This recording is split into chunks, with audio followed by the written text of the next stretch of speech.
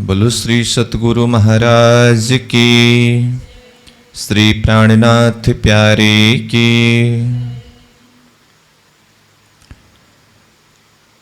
कहे शब्द रूह साहिदी, पर दिल दे तक छू सक। मुसाफ देखे भागी सक, सब आए ते इसी माफक। सब आए ते इसी माफक। और फुरमान में ऐसा लिखा, ओ कहसी मेरी माफक। आवसी मेरी उम्मत में, करने कायम दिन हक। करने कायम दीन हक। और फुरमान में ऐसा लिखा। अक्षरातीत धामधनी श्रीराज जी की असीम अनुकंपा के द्वारा तारतम सागर दिव्य वाणी अंतर्गत परिक्रमा ग्रंथ के ऊपर हम चिंतन करते आ रहे हैं। यह परिक्रमा ग्रंथ में 30वां प्रकरण प्रारंभ हुआ है, जिसके 6 नंबर चौपाई तक के सारांश भाव के ऊपर हम चिंतन करके आए। अब अभी के यह सत्र में 7वां चौपाई से विषय प्रसंग को आगे बढ़ाना है। और यहाँ चौपाई प्रसंग प्रारंभ हुआ है कि महामती प्राणनाथ जी कहते हैं, अभी तक यह जो परम धाम का वर्णन हुआ, वर्णन किया गया, रूह अल्लाह श्यामाजी स्वरूप सतगुरु महाराज के द्वारा कहे गए शब्द के आधार पर, उनके दिए हुए ज्ञान के आधार पर ये परम धाम का वर्णन हुआ। अब आगे चितौनी के माध्यम से जो मुझे साक्षी मिली, दर्शन हुआ, और साक्षी में भी जिसको मेरी अक्ल ने और रूह ने, यानी कि बुद्धि और अंतर आत्मा, ये दोनों ने जब साक्षी दिया, इस बात को मैं जाहिर करने जा रहा हूँ। और यह भाव को बता रहे हैं, जब कभी भी परमधाम का चिंतन किया करता था, ध्यान किया करता था, सद्गुरु महाराज के द्वारा जो शोभा वर्णन किए गए हैं, वो शोभा तो सद्गुरु के शब्द के आधार पर और चिंतन के द्वारा रूह को, अंतर आत्मा को दृढ़ होता गया। और सद्गुरु महाराज अपने समय में इन सारी शोभा, इन सारी निशानियों का वर्णन करते हुए भी वो कहते थे कि मैं अपनी बुद्धि माफक यहाँ धरती से जितना वर्णन करना संभव है उतना वर्णन कर रहा हूँ, परंतु परमधाम बेशुमार है, शब्दातीत है। जैसे कि इसको समझने के लिए ऐसा समझें, महामती प्राणनाथ जी स्वयं भी ये वाणी में एक तरफ चौपाई के द्वारा, ये वाणी के द्वारा परमधाम की शोभा वर्णन भी कर रहे हैं, और साथ साथ में यह भाव भी जोड़ते आ रहे हैं, बताते आ रहे हैं कि ये मैंने अपनी बुद्धि माफक कहा हो, परंतु ये परमधाम की शोभा जहाँ तक यहाँ के शब्द, यहाँ की अक्ल पहुँचने वाला नहीं है, वो तो बेशुमार है। और उन शोभा की, उन निशानियों की जो साक्षात स्वरूप है अथवा उसके अंदर जो विशालता है, जो वैभव है, उसकी करोड़ों हिस्सा में एक हिस्सा को अगर वर्णन करना चाहूँ और उसको यह एक जुआ के द्वारा नहीं, एक जीवा के द्वारा नहीं, करोड़ों जुआ को एकत्रित करके करोड़ों जुआ के द्वारा वर्णन करना चाहूँ, वो भी क्षण भर के लिए नहीं, सारा उम्र भर करोड़ों जुआ के द्वारा अगर वहाँ की करोड़ों हिस्सा में से एक हिस्सा की शोभा को अगर वर्णन करना चाहो तो भी एक अंश तक भी शब्द नहीं पहुँच सकता है। ये भाव प्राणनाथ जी ने वाणी में खुल करके वर्णन किया है। फिर इस देह के अक्ल माफक जितना कहना संभव हुआ उतना कह रहा हूँ, ये कहते हैं। फिर बेशुमार है, अनंत है, शब्दातीत है, ये कहते हुए राज्य के हुक्म के द्वारा सन्मंदी आत्माओं के हृदय में कुछ शोभा को उतारने के लिए, दर्शन कराने के लिए ये स्वयं हुक्म ने ही जाहिर किया है, ये कहते हैं। तो यही भाव वाणी की जो प्रसंग में वर्णन किया है, जिसको अभी हम सार रूप में जिस भाव के ऊपर चर्चा कर रहे हैं, यही भाव स्वयं सद्गुरु महाराज भी अपने समय में परमधाम की बातें जब चर्चा के माध्यम से वर्णन करते थे, चर्चा करते थे, तो सद्गुरु महाराज सारा परमधाम वर्णन करते हुए भी ये भाव को बीच बीच में जाहिर करते ही रहते थे कि परमधाम शब्दातीत है, वो शब्द में लाना संभव नहीं है। जो कुछ भी कहा गया राज्य के हुक्म के द्वारा कहा गया, और इस अक्ल माफक, इस जुआ माफक जितना कहना संभव हुआ उतना कुछ संकेत करके कहा, परंतु वहाँ तक शब्द पहुँचना संभव नहीं है।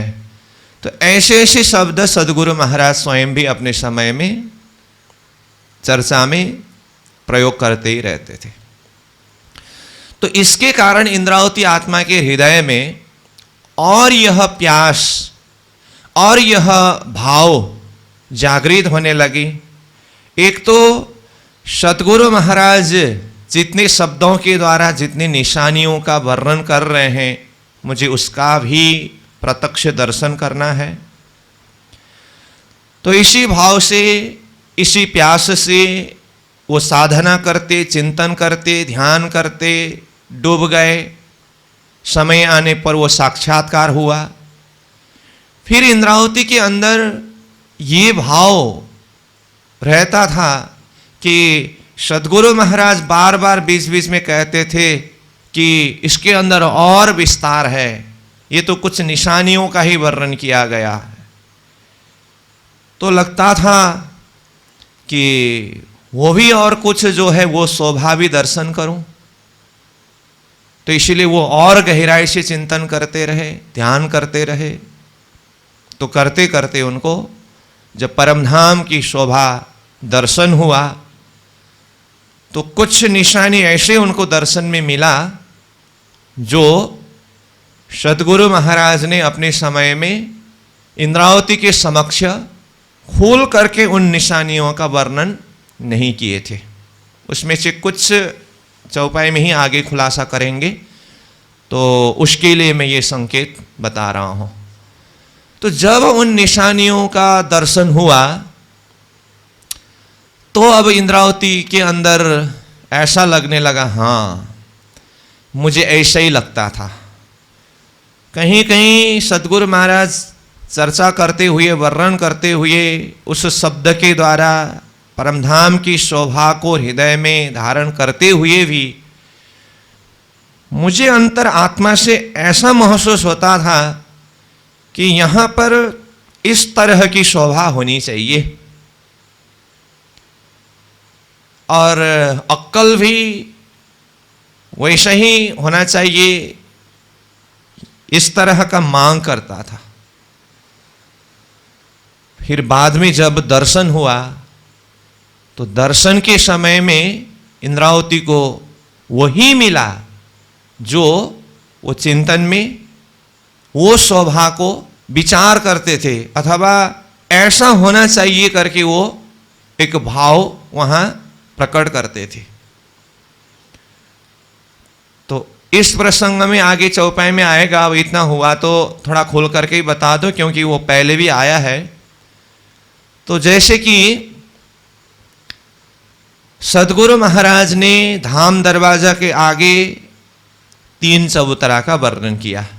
ये चौपाई में आने वाला ही है आगे, लेकिन ये भूमिका एक बन गया है तो जैसे करके मैं उसको जोड़ दे रहा हूं। सद्गुरु महाराज अपने समय में धाम दरवाजा के आगे 3 चबूतरा का वर्णन करते थे, जो ये परिक्रमा ग्रंथ में ही 3रा प्रकरण में वो चर्चा होके आया है। वहां पर भी इस विषय में कुछ चर्चा हुई है। इंद्रावती आत्मा जब उस परम धाम को चिंतन करते थे तो कहीं ना कहीं कुछ कमी सा महसूस होता था। एक तरफ ही चांदनी चौक में चबूतरा क्यों, दूसरी तरफ भी होना चाहिए, कुछ अधूरा सा लग रहा है। दोनों तरफ चबूतरा होने में ही शोभा देती है, ऐसा महसूस होता था। और अक्कल भी उसी चीज को कबूल करता था। बाद में जब प्रत्यक्ष दर्शन हुआ तो दर्शन के समय में देखा तो फिर धाम दरवाजा के सामने में तो 4 ही चबूतरा है, मतलब ऊपर 2 चबूतरा और नीचे चांदनी चौक में 2 चबूतरा। तो जब ये झलक उनको दर्शन हुआ, हाँ मैं जो विचार करता था वो यहां पर आकर के प्रत्यक्ष हुआ, सिद्ध हुआ। तो फिर इस चीज को उन्होंने विचार किया। तो फिर सद्गुरु महाराज को ये चांदनी चौक में एक ही चबूतरा का दर्शन हुआ, दूसरा चबूतरा का दर्शन नहीं हुआ, जिसके कारण वो एक ही चबूतरा वर्णन किए। ये भी विचार करके देखे।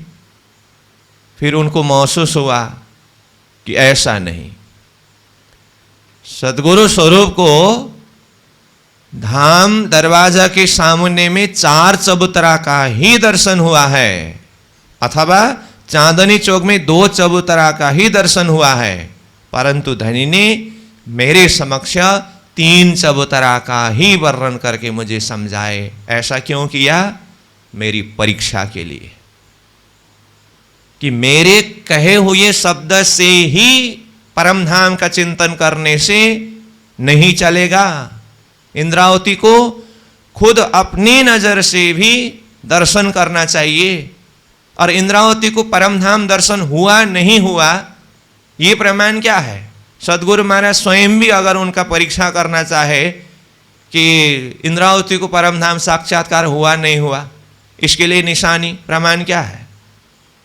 तो सद्गुरु महाराज ने जानबूझ करके एक चबूतरा का वर्णन नहीं किए।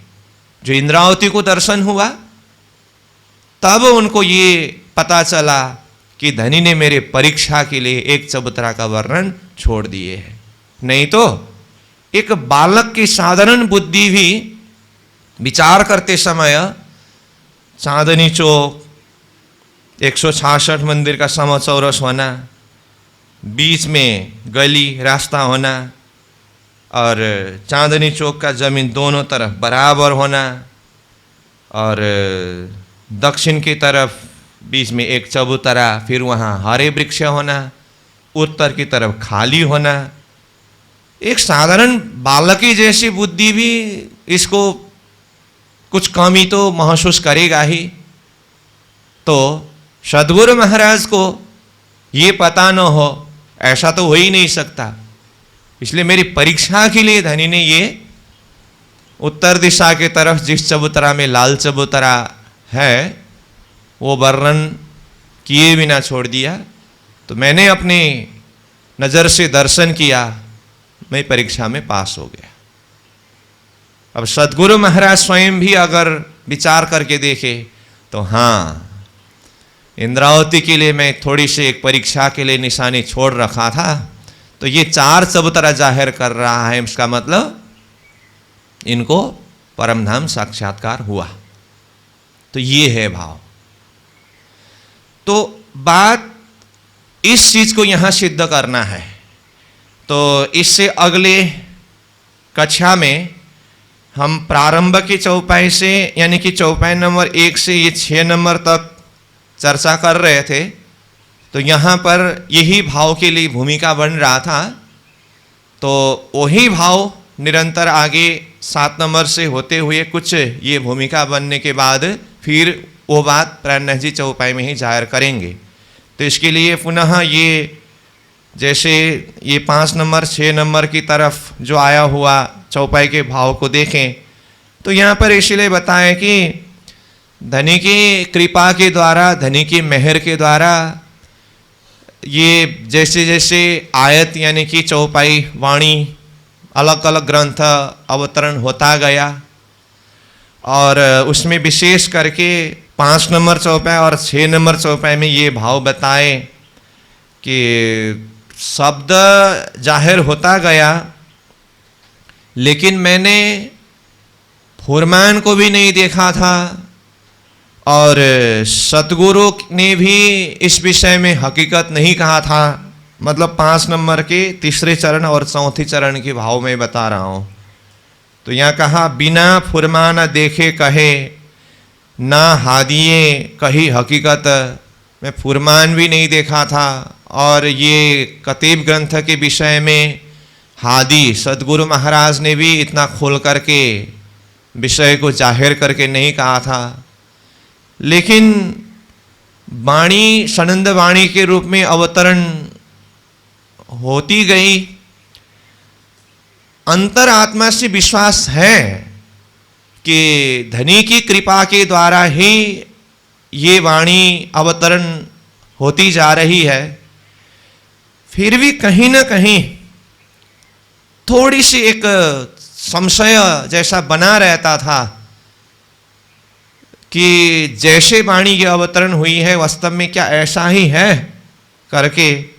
परंतु बाद में जब मुसाफ कुरान को देखा तो जैसा का तैसा ही बात मिली, तो फिर पूरी तरह से विश्वास हुआ, वो विश्वास दृढ़ हुआ। ये भाव बताए 6 नंबर में। फिर एक बार 6 नंबर को उच्चारण करूं अगर, तो कहा, कहे शब्द रूह साहिदी पर दिल देत कछु सक, मुसाफ देखे भागी सक, सब आयते इसी माफक। तो मुसाफ कुरान ग्रंथ को देखा तो वो शंका दूर हो गया। जितनी भी बातें जो है सनंद वाणी में जो अवतरण हो चुका था, मुसाफ यानी कि कुरान ग्रंथ में भी वही बात ज्यों का त्यों मिला। और ऐसे ही धर्मशास्त्र के अंदर भी वही बात है। प्राणनाथ जी तो कहते हैं कि मैंने न वेद पढ़ा न कुछ सुना, सतगुरु की 2-4 शब्द सुना और उसी के द्वारा ये प्रकाशित होता गया। ये बात भी वो जाहिर करते हैं। तो इधर शास्त्र धर्म ग्रंथ के विषय की बात भी अगर करें तो उसमें भी वो यही भाव को जाहिर करते हैं कि मैंने ये सारी बातें इतना विस्तार से नहीं पढ़ा। परंतु वाणी अवतरण होती गई। बाद में फिर समय आने पर उन धर्म ग्रंथों को भी देखते गए, अध्ययन करते गए। यहाँ नहीं पढ़ा का मतलब फिर कभी भी नहीं पढ़े, ऐसी बात नहीं है। तो फिर समय आने पर वो सब देखते गए तो वही बात सिद्ध होती गई जो पहले ही वाणी में अवतरण हो चुका था। तो ये भाव को जाहिर किया। इसके पीछे आशय वही है कि इसी तरह से परम धाम की जो विषय है वो भी मैं जैसे विचार करता था, जैसे चिंतन करता था, और कहीं कहीं कुछ शोभा अधूरा सा लगता था, और उसको ऐसा होने से ये पूर्ण शोभा होगी तो ऐसा लगता था।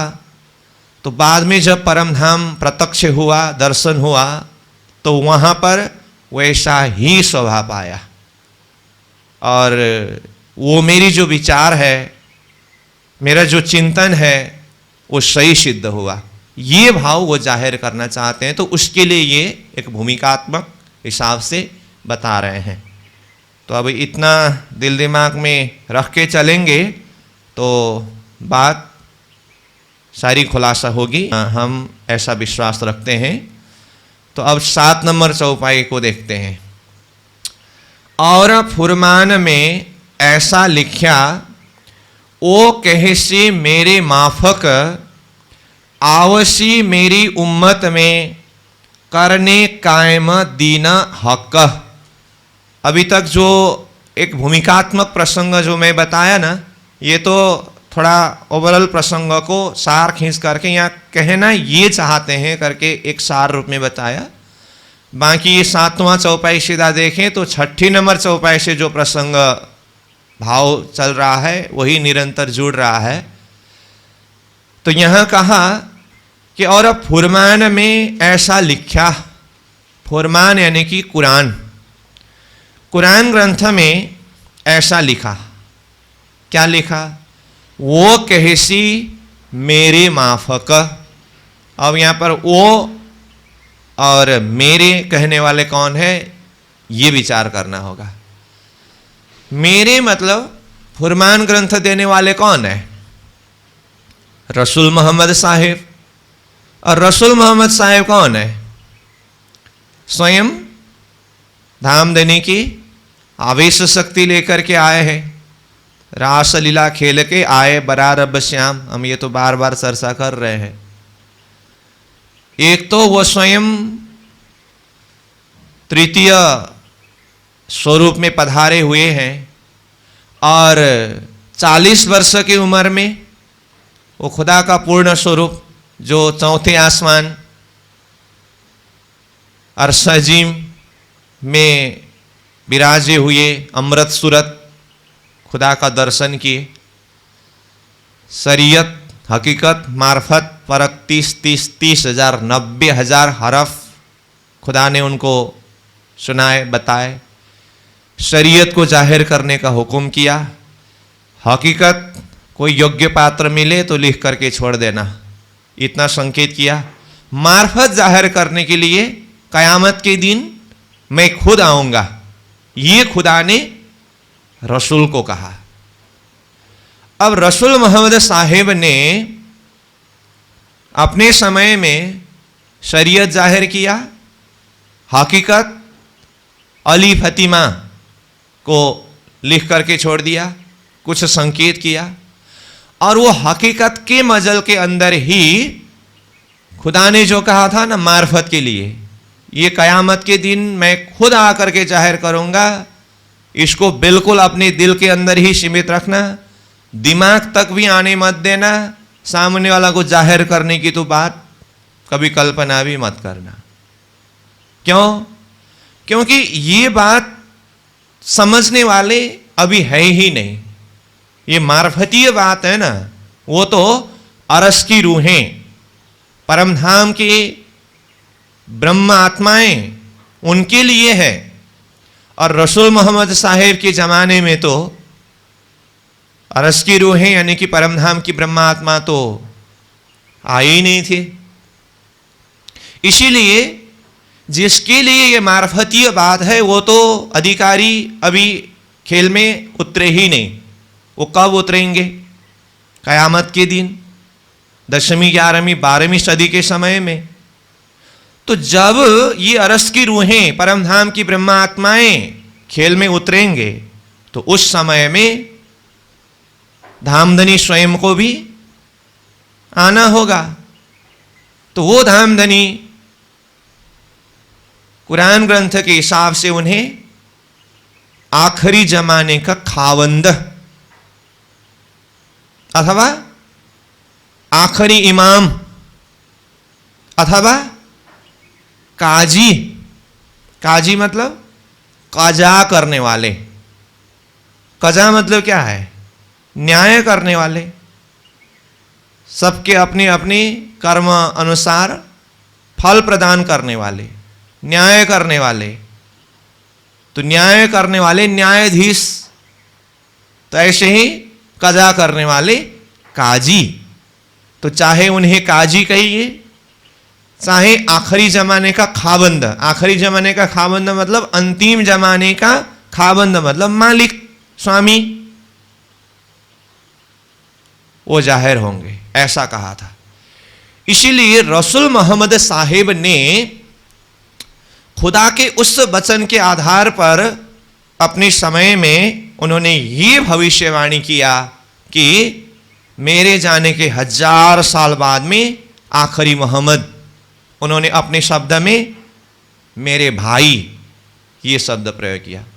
मेरा भाई कहने का मतलब रसूल मोहम्मद साहिब के जमाना में उनके द्वारा एक खुदा की भक्ति, एक ईश्वरवाद कहते हैं ना, एक खुदा के भक्ति में सबको एकत्रित होने के लिए उन्होंने अपने समय में बहुत जोर जबरदस्त मेहनत किया। और आखिरी मोहम्मद स्वरूप महामती प्राणनाथ जी, जिनका सिद्धांत सब जाति मिली एक ठौर, कोई ना कहे धनी मेरा और। तो जो रसूल मोहम्मद साहेब ने एक खुदा की भक्ति अथवा एक परमात्मा की भक्ति के मार्ग को प्रारंभ किया, यही सिद्धांत, यही लक्ष्य को पूर्ण रूप से साकार बनाने वाले स्वरूप महामती प्राणनाथ जी स्वरूप। इस अर्थ में मोहम्मद के भाई, मतलब जो कार्य को प्रारंभ किया उसको निरंतर आगे बढ़ा करके उसको संपन्न करने वाले। तो इस संकेत के लिए 1000 साल पहले ही रसूल मोहम्मद साहिब ने कहा, तुम लोग मेरे यार हो, भाई आएंगे आखिर। मेरा भाई, मैंने जिस मार्ग को शुरू किया, जिस सिद्धांत को शुरू किया, इसको आगे बढ़ाने वाले मेरे भाई आखिर के समय में आएंगे। तो कई ऐसे भविष्यवाणी है, कई शब्द है, ये तो थोड़ा सा संकेत ही किया गया है। तो जब मेरा भाई कहे अथवा आखिरी जमाने के खावंद के रूप में आने वाले स्वरूप कहे, चाहे आखिरी इमाम के रूप में आने वाला स्वरूप करके कहे, चाहे काजी के रूप में आने वाले स्वरूप कहे, शब्द अलग अलग है, परंतु किसके लिए संकेत किया गया है? अक्षरातीत धामधनी स्वरूप महामती स्वामी श्री प्राणनाथ जी स्वरूप में खेल में जाहिर होने के विषय में कुरान ग्रंथ में इस तरह से अलग अलग शब्दों के द्वारा संकेत करके कहा।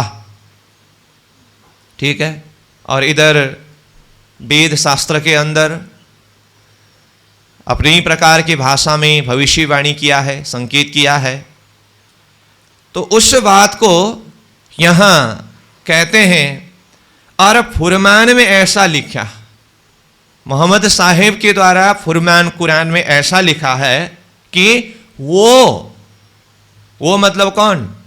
आखिर के जमाने में आने वाले आखिरी इमाम अथवा मेरा भाई अथवा वो काजी आखिरी मोहम्मद महामती प्राणनाथ जी, सीधा शब्द में कहूं तो कहेशी मेरे माफक, मेरे ही माफक, मेरे ही तरह कहेंगे। तो मेरे तरह कहेंगे मतलब क्या? ये कुरान के बताए हुए वचन मुताबिक ही कहेंगे। मेरे माफक कहेंगे का मतलब रसूल मोहम्मद साहब ने क्या कहा, वो बात कहाँ है? कुरान में है। तो कुरान के वचन के आधार पर ही वो कहेंगे, ये बात है। और इसी तरह इधर वैदिक धर्म ग्रंथ शास्त्रकारों से जो शब्द जाहिर हुआ उस अर्थ में अगर कहो तो धर्म ग्रंथ में परमात्मा के विषय में, ब्रह्मधाम के विषय में जैसे जैसे शब्द को संकेत करके रखा है, वही शब्द के आधार पर वो कहेंगे। क्या गारंटी है अथवा क्या जरूरत है कि धर्मशास्त्र में जैसे जैसे शब्द संकेत किया है उसी हिसाब से ही कहे, कुरान ग्रंथ में जैसे जैसे शब्द रखा है उसी हिसाब से ही कहे? क्या जरूरत है? अथवा क्या प्रमाण है कि वही हिसाब से कहेंगे? अपने ही ढंग से भी तो कह सकते हैं, उसी हिसाब से कहने की क्या जरूरत है?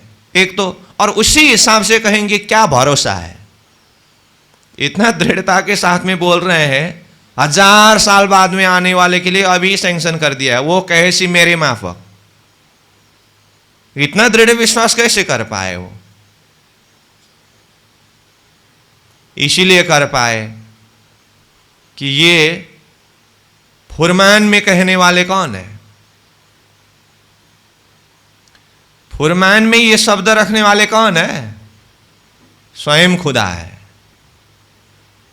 और आखिर के दिन में आने वाले, भले ही शब्द अलग प्रयोग करके कहा गया हो, आखिर के दिन में आने वाले वो करके जिसको संकेत किया, वो भी कौन है? वही शक्ति है।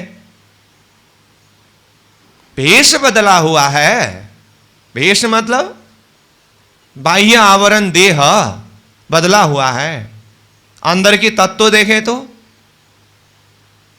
शास्त्र के माध्यम से हो अथवा कुरान ग्रंथ के माध्यम से हो, वो शब्द रखने वाले अक्षरातीत धामधनी का ही आवेश है।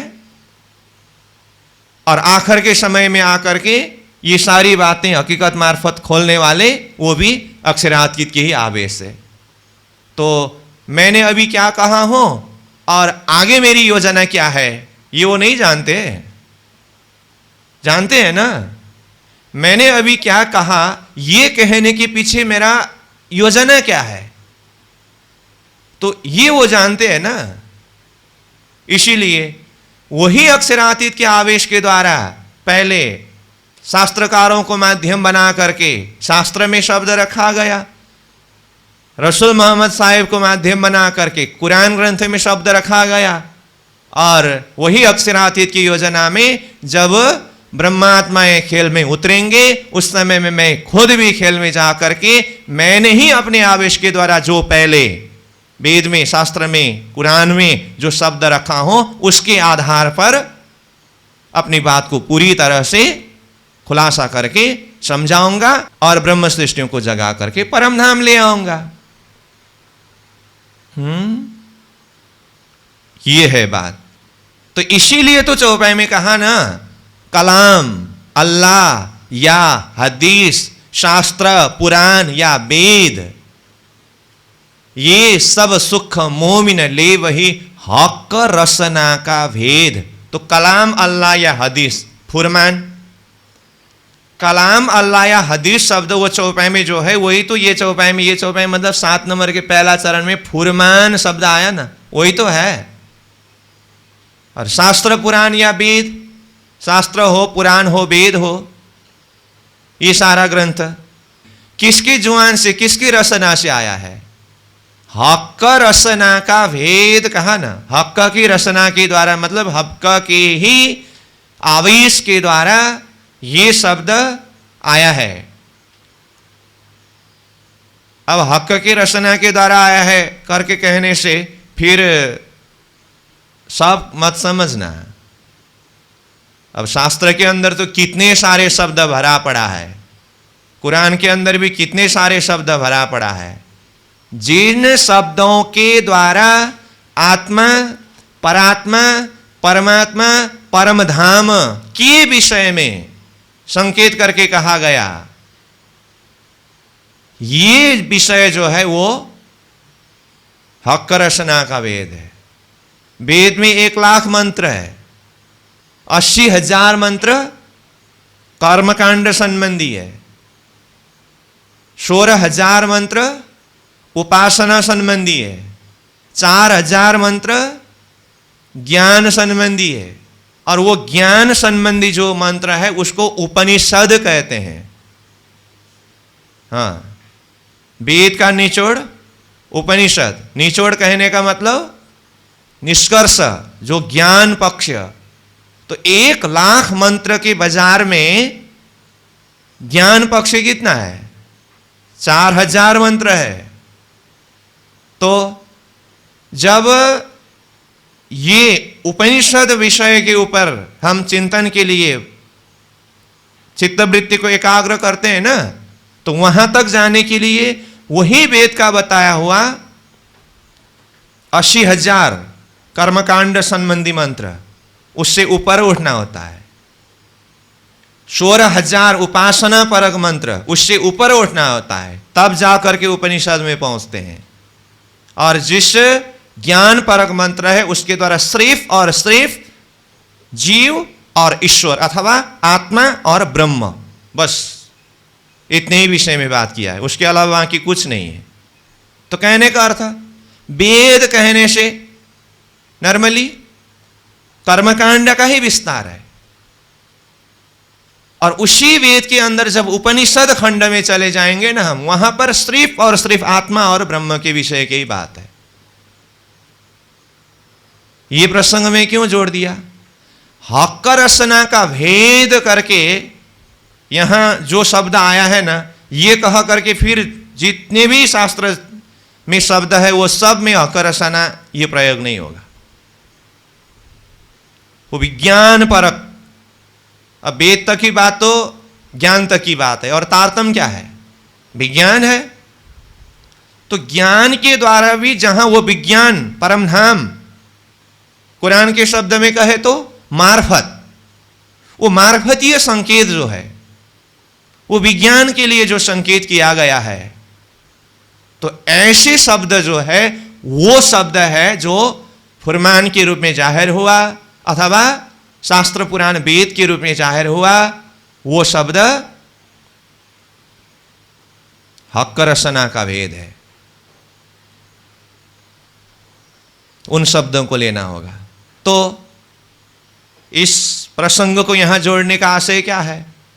फुरमान ये शब्द रखने वाले भी वही परमात्मा है, वही खुदा है, और उसको अर्थ जाहिर करने वाले भी वही परमात्मा है।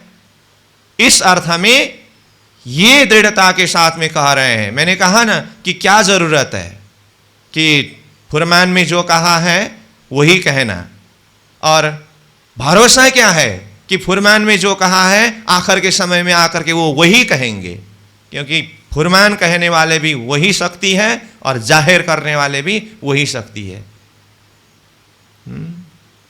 अपने आप को देखिए, आज हम जिस अवस्था में आए हैं, पहुंचे हैं, ये अवस्था तक आने की बात किसी न किसी समय में विचार किए होंगे। तो कितने साल पहले अपनी अपनी साधना की पूर्व स्थिति समय को विचार करके देखिए। तो मानो किसी का साधना अध्ययन चिंतन चलते चलते 15 साल बीत गया हो, 20 साल बीत गया हो, तो 20 साल पहले किसी समय में एक विचार किया था होगा कि हाँ मैं ऐसा करूँगा, राज्य की वाणी पढ़ूंगा, ये करूँगा, ऐसा करूँगा। उस समय में विचार करने वाला भी मैं खुद हूँ।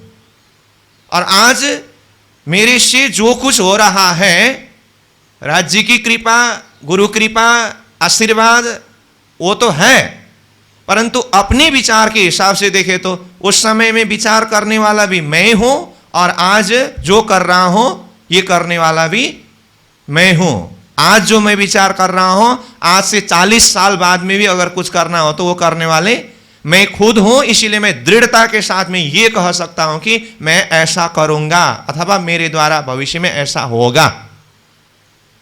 अपने ऊपर विश्वास हो तो कह सकते हैं, क्या पता होगा कि नहीं होगा। जब अपने ऊपर ही जब विश्वास नहीं है तो बाकी कौन विश्वास रखेगा।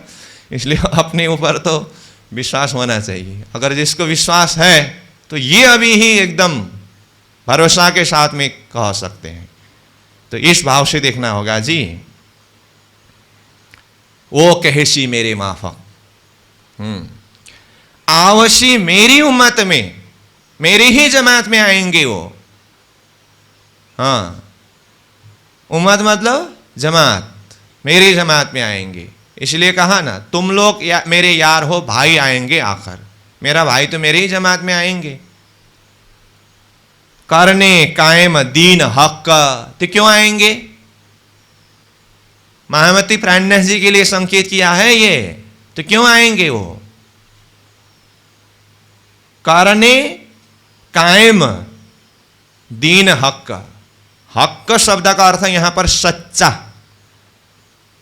सच्चा धर्म का स्थापना करके सारा दुनिया को कायम यानी कि अखंड करने के लिए मेरे ही उम्मत में आएंगे। तो प्राणनाथ जी ने यह किया कि नहीं किया? हम क्या देखी रही दुनिया जो इनको ना करो अखंड। सारा ब्रह्मांड को अखंड कर दिए। खुलासा वाणी में विस्ता का प्रसंग आता है ना, जीव के लिए 8 विस्ता में अखंड मोक्ष प्रदान किए, 5 तत्वों के लिए भी अखंड मुक्ति का स्थान दिए, और ईश्वरी सृष्टियों को अक्षरधाम, ब्रह्म सृष्टियों को परम धाम, सबको कायम कर दिए। करने कायम दीन हक, सच्चा धर्म का स्थापना करके। सच्चा धर्म कौन सा धर्म? पारदर्शता, प्रेम लक्षणा मार्ग, अक्षरातीत की भक्ति मार्ग, ये तारतम्य सिद्धांत, ये धर्म, ये सिद्धांत का स्थापना करके सारा दुनिया को कायम किया। पहले ऐसा होगा करके कहा था, प्राणनाथ जी ने उसको सिद्ध कर दिए। अब 8 नंबर चौपाई, ये तो पहले भी कहा था। अब यहां पर बात आई ना, फुरमान में ऐसा लिखा, वो आकर के कहेंगे मेरी उम्मत में आएंगे। तो अब फुरमान, फिर पीछे आने वाले, ये सब कौन कौन है? सार रूप में जोड़ना पड़ा। तो 8 नंबर में कहते हैं, सोई शुद्ध दई फुरमाने, सोई इसे दई खबर, मेरे मुख सोई आइया, ये तीनों एक भय यूं कर। अब 7 नंबर चौपाई में वो कहसी मेरे माफक करके कहा था, अव्वल के मोहम्मद रसूल। 8 नंबर चौपाई के तीसरे चरण में आकर के देखिए, आखिर का मोहम्मद स्वरूप, इमाम स्वरूप आकर के कहते हैं, मेरे मुख से जो बातें निकली अथवा मैंने जो कहा, यही बात रसूल मोहम्मद साहेब ने फुरमान में कहा, यही बात ईसा स्वरूप सदगुरु महाराज ने भी अपने शब्द में कहा, वही बात मेरे मुख से निकला। लो, दोनों चौपाई ने तीनों स्वरूप के बीच के 1000 साल पहले और 1000 साल बाद के ये विषय संबंध को जोड़ करके ताला लगा दिया। लो, ये है 7 नंबर चौपाई और 8 नंबर चौपाई के संबंध ये है। फिर देखते हैं, पहले तो 8 नंबर को ऐसे पहले बताया था। ये कुरान मतलब कुरान ग्रंथ ने यही बात की शुद्धि दी। किस बात की? मेरे मुख से जो आया उसी बात की, तीसरे चरण की। और सोई इसे दई खबर, वही बात ईसा ने भी यानी कि सदगुरु महाराज ने भी खबर दिया। मेरे मुख सोई आया, मेरे मुख से भी वही आया। तो 7 नंबर चौपाई के दूसरा चरण और 8 नंबर चौपाई के तीसरे चरण को जोड़ करके एक ही साथ पढ़िए तो, वो कहसी मेरे माफका 1000 साल पहले, अब 1000 साल बाद में आकर के मेरे मुख सोई आइया, सोई निकला। ये तीनों एक भय यो कर। इस तरह से तीनों स्वरूप एक भय मतलब एक सिद्ध हुए। तो इसीलिए ये तीन स्वरूप में जो जाहिर हुए हैं ना, मैं बार बार बोल रहा हूं, जामा अलग है। जामा मतलब देह अलग है, परंतु अंदर की शक्ति एक ही शक्ति है। धनी के 5 बेर खेल में आने के प्रसंग में ये तृतीय, चतुर्थ और पंचम, ये 3 स्वरूप है ना, तो अंदर की शक्ति तो एक ही है, बसरी, मलकी और हक की, ये 3 सूरत। ये प्रकरण की प्रारंभ में ही ये चौपाई के आधार पर 3 स्वरूप के विषय में कहा गया था। यहां आकर के इस तरह से संबंध जुड़ गया। अब आगे बढ़े। रूह अल्लाह ने मेहर कर दिया खुदाई इलम, सब शुद्ध दई अरस की, रूहें बड़ी रूह खसम। रूह अल्लाह सदगुरु महाराज ने मेहर करके, कृपा करके दिया खुदाई इलम।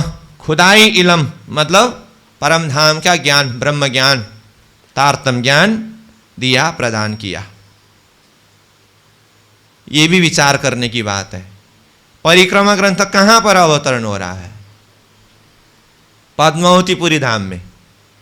पद्मावतीपुरी धाम में प्राणनाथ जी किस स्वरूप में विराजमान है? हक की स्वरूप में। और ये वाणी अवतरण हो रही है, क्या कहते हैं वो? रूह अल्लाह ने मेहर कर दिया खुदाई इलम। रूह अल्लाह ने मेहर करके, कृपा करके मुझे ये खुदाई इलम दिया।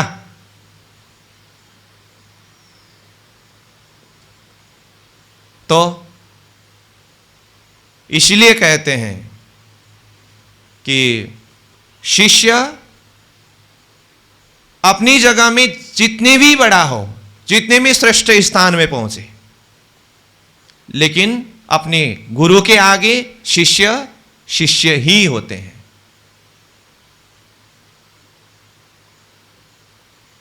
यह भी विचार करने की बात है। रूह अल्लाह ने मेहर कर दिया खुदाई इलम,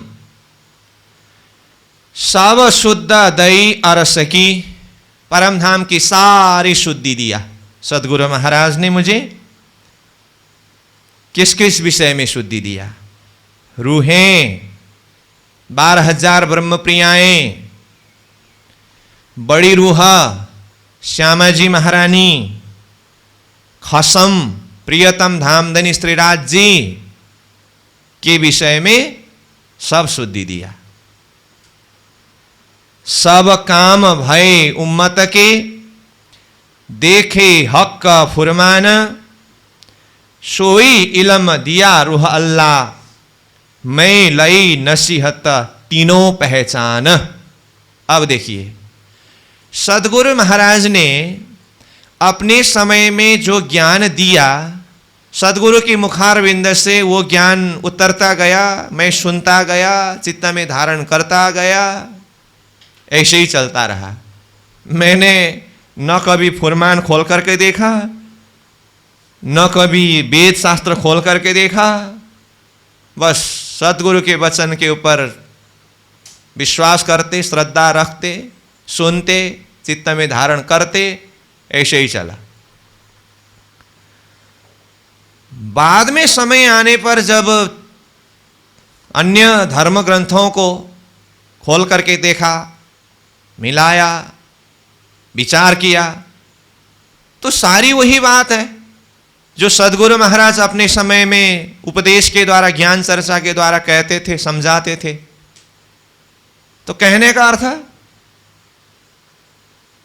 सदगुरु महाराज जो कुछ भी बातें चर्चा करते थे, शास्त्रों की ही बातों को मंथन कर करके सार रूप में तारतम के माध्यम से खुलासा करके वो चर्चा करते थे। प्रकाश ग्रंथ में ये भाव विस्तृत रूप से चर्चा किया गया है कि सदगुरु किस किस विषय के ऊपर किस तरह से चर्चा करते थे। तो उस समय में इंद्रावती आत्मा ने अपनी तरफ से, सदगुरु ने ऐसा कहा है तो वहां पर ये प्रमाण है कि नहीं देखना चाहिए, इतना ज्यादा बुद्धि नहीं दौड़ा है। और बाद में समय आने पर संयोग ऐसा बनता गया, खुद अपने आप उन धर्म ग्रंथों को खोल करके देखते गए। फिर धर्म ग्रंथ खोलते देखते गए का अर्थ फिर ये नहीं कि सदगुरु के समय में सुनते समय तो उनके मन में संशय नहीं था, बाद में आकर के संशय हुआ तो ये सदगुरु ने जो कहा था ये सही या गलत है, देखने की इच्छा हुई तब देखा, ऐसा नहीं। फिर वो अपने आप ऐसा संयोग बनता गया, देखते गए, सारी बात वही बात है जो सदगुरु महाराज कहते थे। देखिए, सब काम भय उम्मत के, उम्मत ब्रह्म सृष्टि की जमात की सारे कार्य सिद्ध हो गया। देखे हक फुरमान, हक के फुरमाया हुआ फुरमान, परमात्मा के ये वचन को देखने से ये सिद्ध हुआ। तो उम्मत के काम होना मतलब क्या है? सबका अपना अपना लक्ष्य का पहचान होना, ये उम्मत का काम होना है। सोई इलम दिया रूह अल्लाह, वही इलम रूह अल्लाह ने दिया, सदगुरु महाराज ने मुझे दिया, ये सिद्ध हुआ। मैं लई नसीहत तीनों पहचान, और मैंने सदगुरु से जो नसीहत लिया, नसीहत मतलब उपदेश अथवा शिक्षा, तो सदगुरु के ज्ञान में वही बात है जो फुरमान ने, शास्त्र ने साक्षी दिया है, उसको सदगुरु महाराज खोल करके बताए। तो इस तरह से देखे तो कुल मिलाकर के क्या हुआ? तीनों पहचान, तीनों स्वरूप का पहचान हुआ। कौन? फुरमान लाने वाले और सदगुरु स्वरूप और इमाम स्वरूप अथवा प्राणनाथ जी। अब जो कहती हूं अरस की, सो दिल में यों आवत, बिना देखे कहत हो जीता रूह जो चाहता। अब ये 11 नंबर चौपाई से परम धाम की जो निशानी, जिस बात को यहां जाहिर करने के लिए अभी तक एक भूमिकात्मक प्रसंग चल रहा था, नहीं तो कहां परम धाम की बातें चलते चलते यहां फुरमान, फिर आयत उतरने की बातें, ये प्रसंग क्यों बीच में आया? वो एक भूमिका की तरह आगे के विषय के साथ में जोड़ने के लिए उस तरह से आया था। अब मुख्य विषय प्रारंभ हो रहा है 11 नंबर चौपाई से। कहते हैं अब जो कहती हूं अरस की। अब इसके साथ में चौपाई नंबर 1 को फिर जोड़ करके देखिए, कहां पहुंचे अभी? चौपाई नंबर 11 में। तो मैं बोल रहा हूं अभी तक तैयारी चल रहा था, अब मुख्य विषय 11 से शुरू हो रहा है, जो पहला नंबर चौपाई में प्रारंभ किए थे। तो देखिए पहला नंबर चौपाई को फिर से। पहले किया वर्णन अरस का, रूह अल्लाह का कहल, ये तो ठीक है। अब चितवन सो कहता हो जो देता साहेदी अकल करके यहां तीसरे चरण में विशेष, अब चितवन सो कहता हो करके यहां विषय प्रारंभ किए थे ना 1 नंबर चौपाई में। अब यहां से आगे दूसरे नंबर चौपाई से तीसरे होते होते ये 10 नंबर चौपाई तक में विशेष करके एक भूमिका की तरह विषय प्रसंग उठाना पड़ा। और पहला नंबर चौपाई के ये तीसरे चरण में अब चितवन सो कहत हो करके जो बात वो कहने जा रहे थे, कहने की तैयारी कर रहे थे, वो बात प्रसंग जुड़ता है 11 नंबर चौपाई में जाकर के। कहते हैं अब जो कहती हूं अरस की, किसके द्वारा? चितवन सो, अरस की बात जो कहने जा रहा हूं, सो दिल में यों आवत, मेरे दिल में ये ऐसा आता है जो बात मैं कहने जा रहा हूं। बिना देखे कहता हूं, अब मैं उस शोभा को देखे बिना कहता हूं, दर्शन किए बिना कहता हूं। जीता रूह जो चाहता, देखिए जहां पर मेरी आत्मा जो शोभा को चाहती है मैं वो शोभा कहने जा रहा हूं।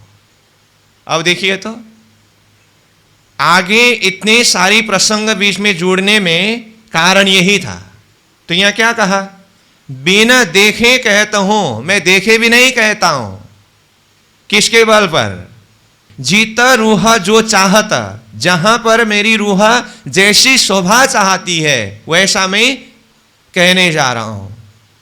अब यहां पर सवाल उठ सकता है, देखे भी नहीं कहने जा रहा हूं और रूह जो साक्षी दी वो कहने जा रहा हूं, तो फिर देखे भी नहीं कहने से वो सिद्ध होगा? अगर ये प्रश्न करे तो उसके लिए सिद्ध करना था, इसलिए पहले ही वो भूमिका में बताया, हाँ सिद्ध होगा। क्या प्रमाण है? पहले ही हुआ है प्रमाण, जो पहले ऊपर की चौपाई, ये 5 नंबर 6 नंबर चौपाई में बताया ना, वही प्रमाण है। पहले मेरे द्वारा वाणी अवतरण हुई, बाद में फुरमान को देखा, वही बात थी। यही होगा, मुझे दृढ़ विश्वास है। मैं कहने जा रहा हूं, मेरी आत्मा साक्षी दे रही है, मेरा अक्ल साक्षी दे रहा है। जब मैं दर्शन करूंगा ना वही होगा, ये दृढ़ विश्वास थी। बाद में दर्शन हुआ, वही हुआ। तो देखिए तो इंद्रावती की चिंतन, और वो दृढ़ता के साथ में कहेंगे, आगे चौपाई में आएगा, मेरी वाणी जुदी तब पड़ी जो अरस दूजा होए। मेरी वाणी अलग तब होगा, गलत तब साबित हो सकता है कि अगर परम धाम ही दूसरा हो तो मेरी वाणी भी गलत हो सकता है। अगर परम धाम एक ही है तो मेरी वाणी कदापि गलत हो ही नहीं सकता। देखिए तो बिना देखे कहने में भी उनके अंदर कितना दृढ़ निश्चय है। इंद्रावती है, इंद्रावती क्या समझते हैं इंद्रावती को? तो ये बात है। तो ऊपर जो भी प्रसंग आया था इसके लिए था। अब तो आपको थोड़ा और लाइन लग गया होगा। बिना देखे कहता हूं, जीता रूहा जो चाहता। अब इतना कहने के बाद क्या कहने लगे? वही बात है, बात तो 3 चबूतरा और 4 चबूतरा की। वो तो पहले ही आपको भेद खोल दिया, तब जा करके पता चल गया और समझते हैं। पहले ही भेद नहीं खोल दिया होता तो ये थोड़ी ना इतने आसानी से समझते। तो कहते हैं, अरस के वर्णन की कही हादियों इशारत, सो दो साहिदी लेके जाहिर करो सिफत। तो अब ये चौपाई में फिर क्या कहा? और ऊपर कहा बिना देखे कहता हूं, फिर बिना देखे अपने ही अक्ल के हिसाब से कहेंगे। किसी के मन में ऐसा भी तो हो सकता है ना, नहीं नहीं ऐसा नहीं, मेरे हादियों के जो शब्द का साक्षी है ना उसके आधार पर ही कहूंगा। अरस के वर्णन की, अरस के वर्णन करने के लिए, अब मैं जो आगे वर्णन करने जा रहा हूं ना, ये अरस के वर्णन करने के लिए कहीं हादियों इशारत। हादियों कौन कौन? हादियों फुरमान लाने वाले और कुंजी लाने वाले, दो हादिये किए मोहे चेतन। मैं पहले भी ये बोल रहा था, मतलब रसूल मोहम्मद साहिब और सतगुरु महाराज रू अल्लाह स्वरूप, हादियों दोनों स्वरूप ने जो इशारा किया है, सो दो साहेदी लेके, दोनों स्वरूप के शब्द के साक्षी लेकर के जाहिर करो सिफत, परम धाम की सिफत, परम धाम की महिमा, परम धाम की शोभा को मैं जाहिर करने जा रहा हूं। समझ में आई बात? तो ऊपर बिना देखे कहता हूं, बोले ऐसे तो फिर मैं भी बिना देखे कह सकता हूं। हाँ कहिए, लेकिन हादियों के शब्द की निशानी पर मिलना चाहिए। चौपाई का उल्टा पुल्टा अर्थ मत लगाना फिर, नहीं तो बीच से उठा करके प्राणनाथ जी ने ऐसे ही बिना देखे कह दिया, तो बिना देखे तो मैं भी कहता हूं, अच्छा हुआ मुझे भी परम नाम का दर्शन नहीं हुआ। अब मनमानी कहेंगे, कहिए, लेकिन चौपाई नंबर 12 को जोड़ करके, अरस की सिफत की कही हादियों इशारत, सो दो साहिदी लेके जाहिर करूं सिफत। अब प्राणनाथ जी के लिए तो 2 हादियों की शाहिदी था, आपके लिए तो अब कितने हादियों की शाहिदी चाहिए वो मत भूलना। फिर रसूल मोहम्मद हादी, सदगुरु हादी, प्राणनाथ जी हादी, 3 हादी तो सीधा ही स्वरूप हो गया। और 400 साल के इतिहास में आपके तक ये इल्म आने में कितने हादी है? वो हादी की लाइन कहीं खंडित नहीं होना चाहिए। हाँ, रसूल हादी, सदगुरु हादी, प्राणनाथ जी हादी तो है, तो प्राणनाथ जी ने सीधे ही तो समझाया नहीं होगा। कहने का मतलब घर में बैठे बैठे चौपाई पढ़ने से तो आया नहीं होगा। तो फिर प्राणनाथ जी की ये वाणी के माध्यम से जो चौपाई खुलस्त हुआ, ये हृदय में प्रकाशित होने के लिए तो वर्तमान अपने समय के हादी का अर्थ तो चाहिए, और वर्तमान हादी के हादी होंगे, उनके हादी होंगे, मतलब गुरु। तो इसीलिए मैं बार बार गुरु परंपरा बोलता रहता हूं ना। ये है इलम।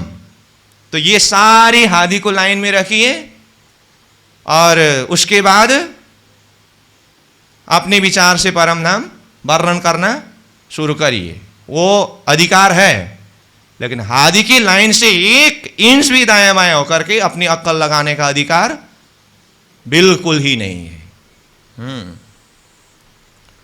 जो गुरु परंपरा से होके चलना चाहते हैं उनके लिए बोल रहा हूं। बाकी तो मुंडे मुंडे मतिर भिन्नम वाले तो चल ही रहे हैं, तो उनका तो क्या कह सकते हैं उसमें।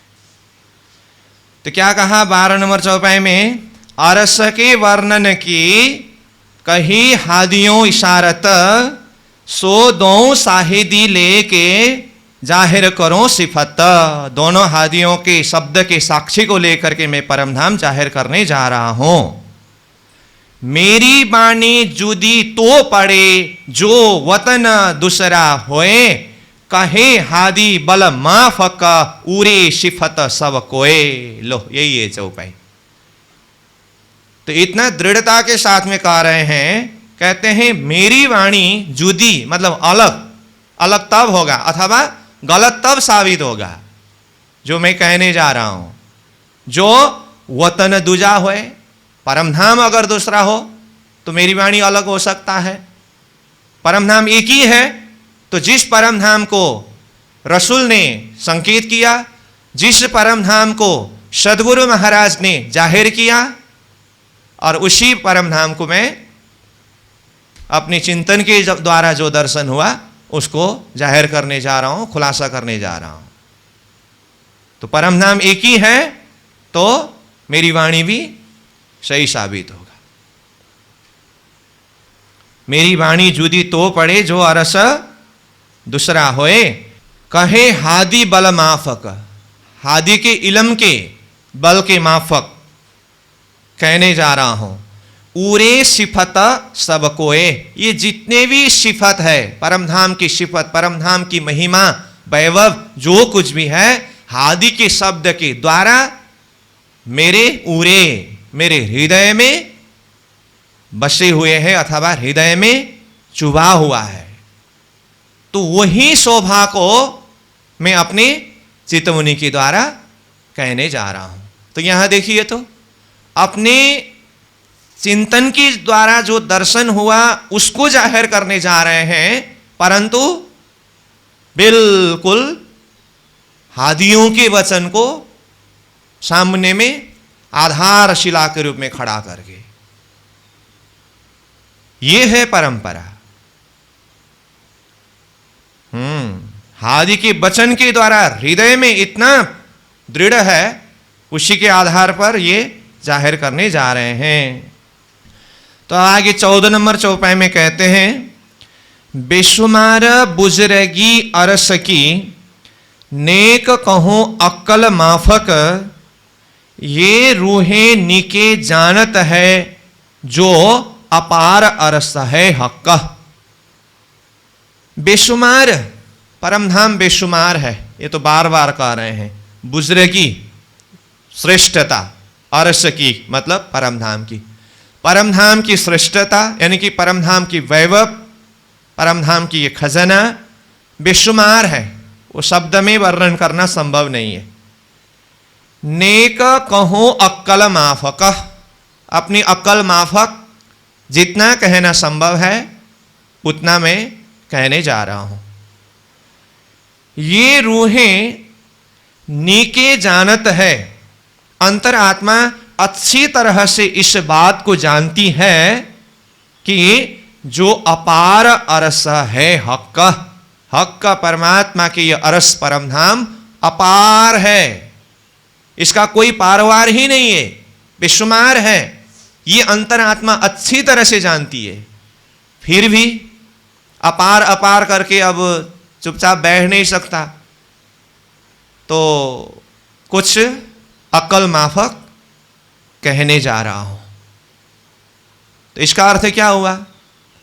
एक बार रू अल्लाह के इल्म के हिसाब से वर्णन हुआ, फिर कहते हैं अब चितौनी के द्वारा हादियों के शब्द के आधार पर ही मैं परमधाम वर्णन करने जा रहा हूं।